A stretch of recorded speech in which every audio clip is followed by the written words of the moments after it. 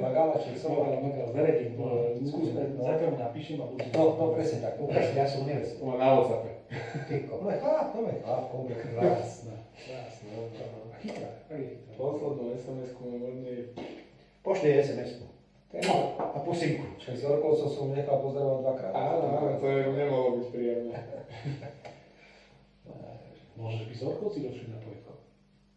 Fú, to by bola... do piči. To by bola iná švanda.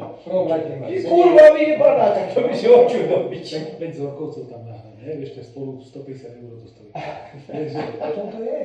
O tom je. 5 Orkovcov a 50 cigánov. O tom to je. Dobre, 3 veci. Čakám na Magala, vám posielal ten materiál a pozerám sa na Lubovu a Lipšica. Dobre? Ide chlapci. Dobre, pozdravte prosím chalánov. Že keď čokoľvek majú aj nejaké nápady, čo sa s nimi bavíte, ako ja to budem jebať mediálne, hlava nehlava už teraz. Ja idem do otvoreného média úplne. My ideme tiež svoje jebať, Jasné. rozumieš ma, a ideme... Dominiku to... Ešte, to ti chcem povedať, že teda z Nitry a odtade idú autobusy do Bratislavy, v Košiciach a z Bystrice idú do Košíc. Dobre? A my sme teda zo Žiliny idú do Košíc, takže My urobíme náš meeting v Košiciach prvou sebou. a Bratislava na to. Kto bude Bratislava? Neviem to robiť v Bratislave, my robíme v Košiciach. Prečo nerobíš aj Bratislava? Na čo? Na čo to nerobí?